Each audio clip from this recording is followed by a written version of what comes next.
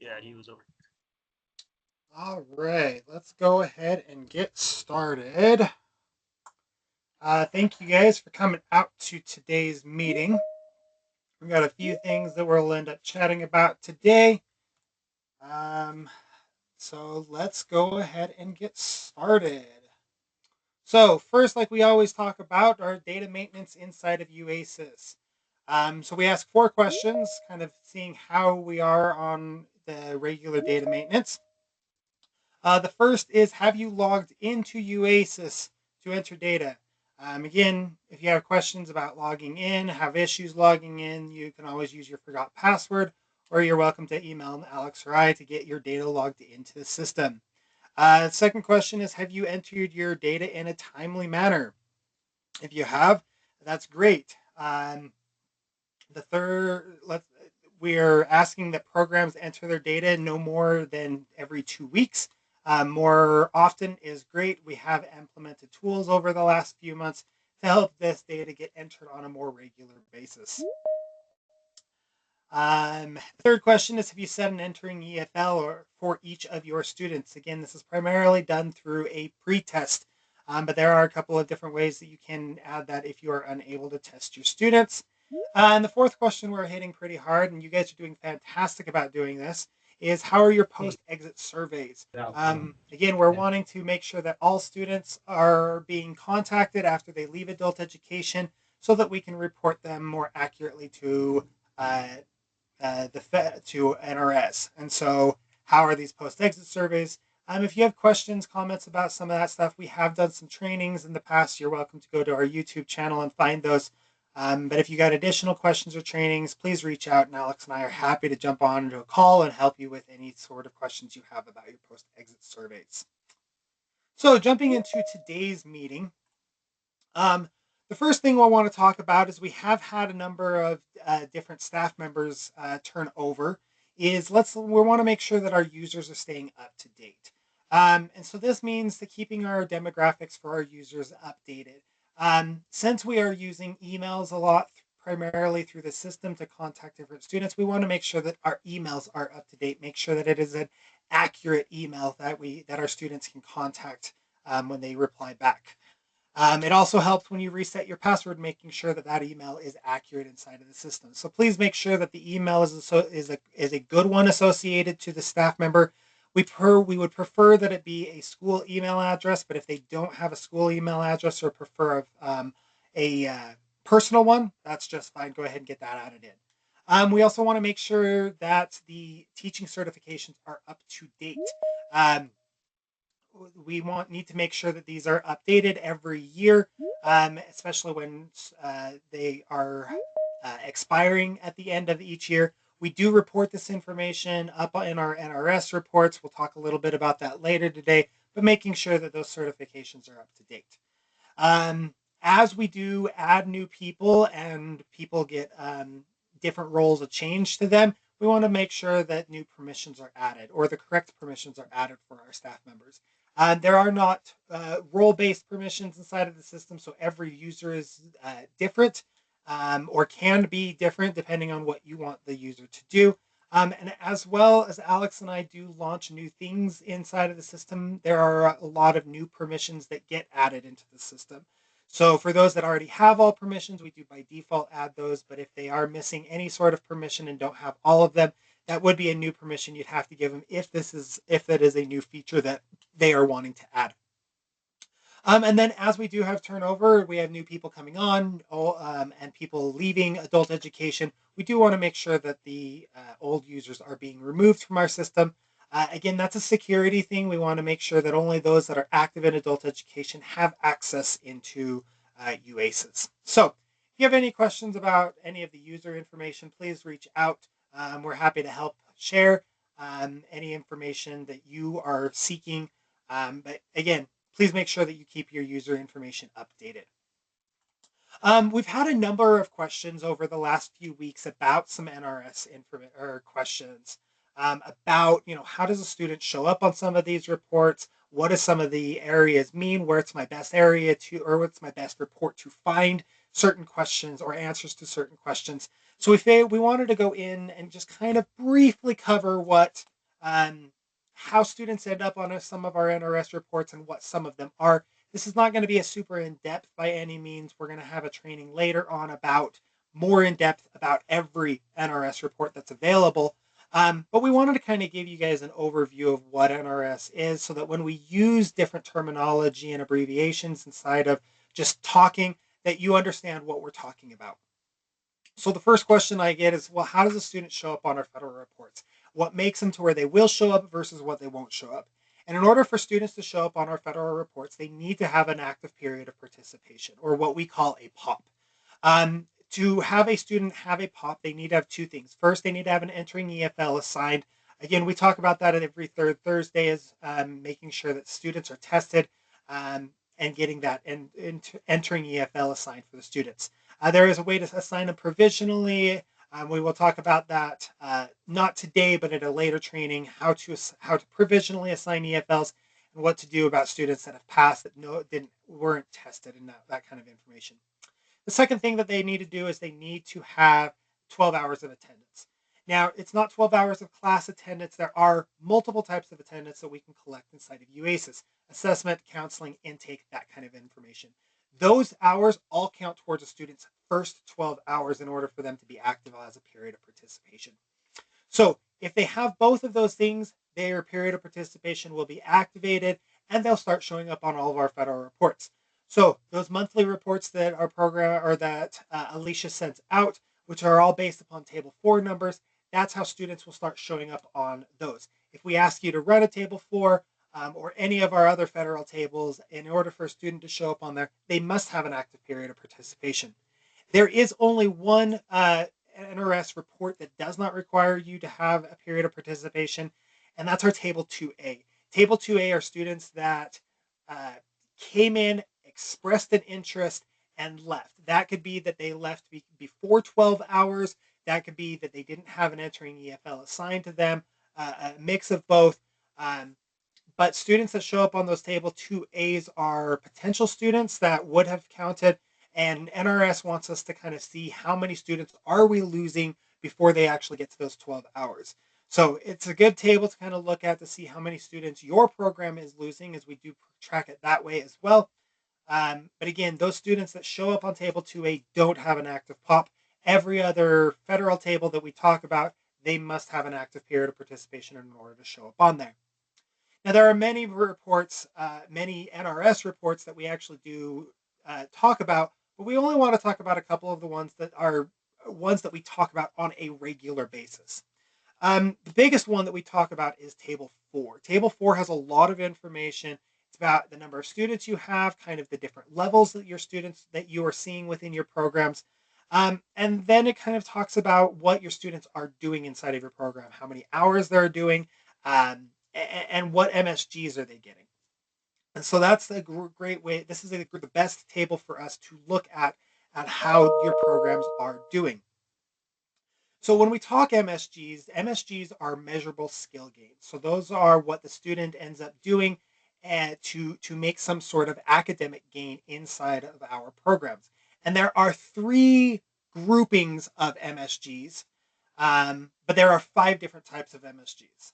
So let me explain how that kind of works. Again, I mentioned that there are 3 types. So you have your EFL MSGs, which on a lot of our federal tables and federal documentations, you'll see as types 1A, 1B, 1C, and 1D. We'll go into what those are in just a second. Your second type of MSGs are HSE gains. That is a student earning their diploma or their GED. And then the third type that groups 3 of them together are your IAT MSGs. For those programs that run IAT, we've had conversations in the past specifically about those and how to achieve or how students can achieve those. But those are 3 types of MSGs. Now, we always get questioned about why is a student showing up in one place over the other, and how can I actually track where my student is? And this is our table of MSG hierarchy. So again, this only works if the student has earned the MSG on the same date. So for example, they earned their diploma and took a post-test on the same date. They earned the EFL and HSE MSG. How would we report that? And this is the hierarchy. So IET MSGs will come before HSEs, which will which will be shown before EFL MSGs. If they're not earned on the same date, then we actually show whatever the student's most recent MSG is. So, for example, if a student comes in, earns their diploma today, next week they come in and earn a level gain, they will actually show on your table for us having an EFL MSG, not an HSE MSG. That's a big reason why we can't use table 4 to simply show you how many students you have that are graduating, because they may not have earned their HSE MSG may not be their most recent MSG that they have earned. So keeping track of what their most recent one is really kind of does help. On the student's homepage, we do have that information about what dates they've earned certain MSGs. So if you do have questions about a specific student, that's a good place to go, is on the student's homepage. Now, a lot of questions we have are, hey, the student is showing that they've earned an EFL MSG, but either they've just barely come in, or that, hey, the student hasn't taken a post test yet this year. Why is the student showing an EFL MSG? The idea behind an EFL MSG, most users have the idea that it is a pre-post test, because that's the way the majority of our students actually earn this EFL MSG. However, that is only one of 4 ways a student can earn the EFL MSG type. Again, that's your 1A type, is your pre-post testing. Again, most of the students do earn this. But the other 3 ways, 1B is earning Carnegie units. So students that that are working towards a diploma can potentially earn this Carnegie unit. Um, and the way it is calculated is it's calculated after the year is over. So the system will look at all students that have not earned any sort of other type, MSG type. They will calculate to see how many credits the student earned within the program year. And then they will see, do you have less than 6 credits left to go? Those are all stipulations set by NRS on how many they need to earn, as well as how much they need left to graduate. So that's not something that we can fluctuate.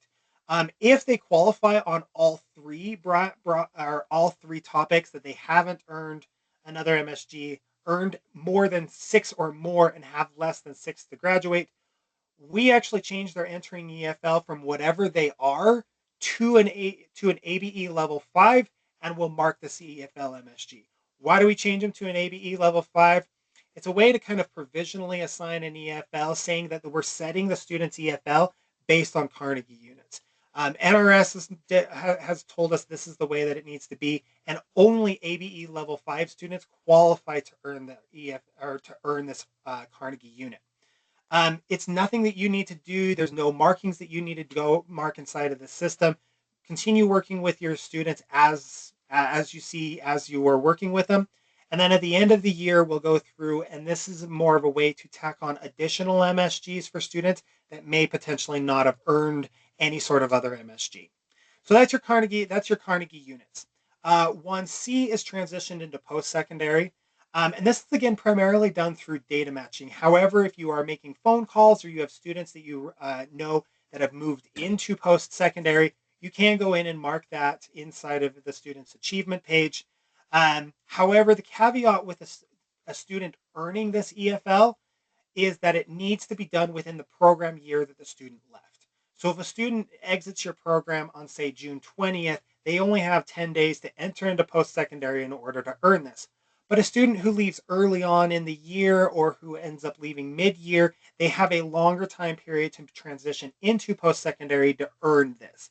And again, this is transitioning to post-secondary as an EFL MSG. This isn't based on the post-exit questions that we do that we'll talk about here in a little bit. The final EFL MSG that we have, and it's a fairly new one as of the last couple of years, is passing a GED subtest. So if a student goes and takes a GED subtest and passes one of the 4 areas, they can have this marked on their account. Now, it is not an area that you will need to mark. It is all done through GED data matching. Whether it's an automatic GED data match based on the GED TS ID that's inside of the system, or if you go to the student's GED potential data matching page and you click approve on those, both of those are the ways in which a student can do that. And once a student passes, we automatically mark this on the student's account. So there is nothing that you will mark for these students. The only one really that you would end up marking, again, would be the pre-post test and potentially the transition into post-secondary if the student's doing it in a quick turnaround, not waiting for the data match. Otherwise, everything else is calculated through the system. So if you do see a student that has earned an EFL MSG and you know that the student hasn't pre-post tested, it's probably that they've earned one of these others. You can go to the student's homepage, click on the pop information, and see which one of the EFL MSG types, specifically these four, that they have earned. There will be a date next to that, and that's the one that they earned in order to be marked on that. Any questions on any of these EFL MSGs?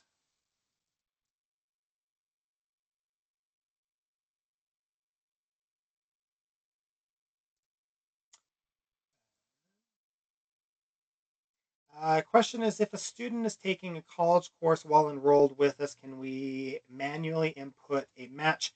Will we will be having a concurrent enrollment course here at Inchart. Yes, if a student is dual enrolled, taking concurrent enrollment classes, then they are in post secondary. You can mark that. We should be able to data match them down the line, but again, because they're still active in adult education, you would need to do that. Um, Again, with this transition into post secondary, the one small caveat with it is that they would need to leave adult education in order to do that. But actually, no, yes, the year that they leave adult education. So that's how the transition into post secondary would work. So while you can mark it, they need to leave adult education in order for it to count. So it's kind of a weird caveat in order to actually do that because it's transitioning into post secondary. There is talk about having it count while a student is active, but that hasn't been passed yet.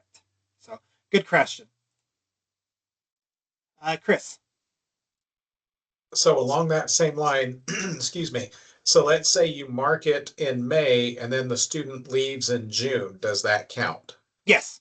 Okay. Yep. As long as it's marked on their system, that when they end up leaving, it will end up identifying that they have marked because we are saying that they have earned it or that they have transitioned into post secondary. Doesn't matter whether it's before or after. That will work. Yes. Okay, perfect. Thank you. Another question: so does that screw up the transition after enrollment stats for us? No, it will not. It will not screw up any transitions into stats. That is something that you can do, and it will work. So that is the. If you look on the students' achievements page, you'll see that the timeline for it actually starts from when the student starts in your program, not from when they leave in your program. Like the um, enrollment or employment pieces. The employment pieces need to be after they leave. This one can start happening while they're with us. So, good questions. All right, let's jump to table 5. We do talk about table 5 quite a bit. We are seeing an increase in our numbers throughout the year. So, very thank you guys for those that are reaching out to your students and making those phone calls. Um, the big thing I want to just talk about on this is we have driven kind of what these all mean. Is I want to just focus on what the cohorts are, as I have been questioned.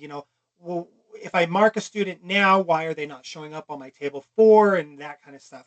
Table 5 is all post exit after adult education, which means there's always at least a small lag in the time frame. So students that you are working with this year and would not be showing up on table 5 till at least next year, if not the year after.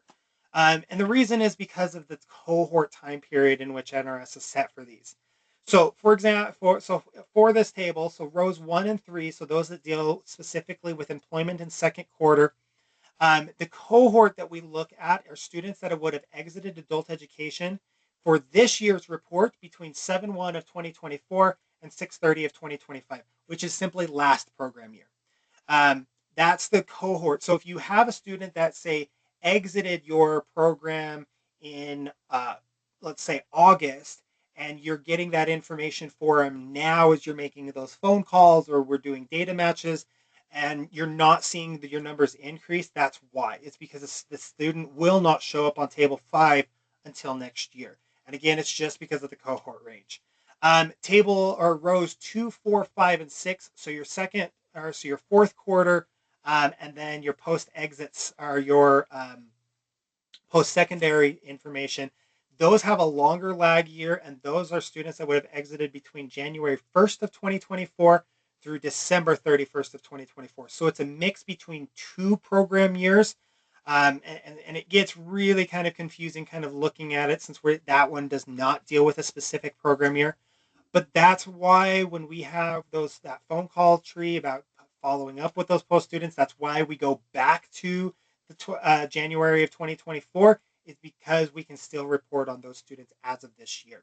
So again, there is a lag in when we can actually report these students. So while I'm grateful that you guys are making those phone calls, please know that that information will show up on our federal tables. Just it may show up in a year or two, depending on the kind of cohort and the information that you are collecting for those students. So that's what I want to hit on kind of table 5, is just that there is a different cohort range besides most of our other federal tables. Question is there any discussion about counting employment while incarcerated? We have so many gainfully employed in prison and working on soft skills and adding technical skills. It keeps getting brought up about being able to count these students or not. But as of right now, since they are incarcerated, we do take them out of the bottom population. So as of right now, no, we're still not counting them on any of our table 5s, but it is still a discussion that does keep coming up, since they can work inside of the jails and that whatnot. So once I get more information, I'm hoping that we'll have another training with NRS probably this summer. We can also bring it up again then. But we do continue to bring it up, and it does keep getting talked about. So once I hear any other new information, I'll pass that information on to you guys. But no, as of right now, nothing yet. Some of our other federal tables that we want to talk, or that we have inside of our system. So table 7 deals all with your users. We talked about users at the very beginning. What are they? What kind of certifications they have? Table 7 collects all that information and kind of shows you who worked in your program, and that kind of information. So table 7 is great for that. Table 8 deals with family literacy students. So if you have family literacy program, that's a great table for there. Table 9 is IELCE students. Table 10 is for correction students. So for both of my both my prisons and my jails, that table 10 is a great report to kind of see some of that information. And then table 11 is IET students. So for those programs that have an IET program, this is a good way to see, what the students are doing, what gains they are making, and that kind of stuff. There are some additional tables, but most of them are all demographic tables. But we are looking about setting up a training in the future on NRS. We're going to dig into, exactly what a period of participation is, how a student can gain more than one within a year, what happens with a rollover for periods of participations, exactly what is on all the reports. So again, this is kind of your 10,000 foot level about NRS, since we've had a handful of questions about that. But we are looking about adding an additional report or an additional training that digs into all of these reports. So, are there any questions about any of the NRS reports, user stuff, anything like that?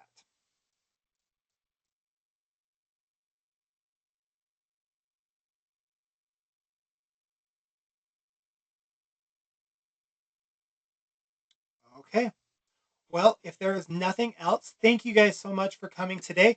We will have our third Thursday in March. That will be on March 19th, at 1 o'clock. We'll send out a reminder when we get closer to it. But again, thank you guys, and we'll see you guys next month.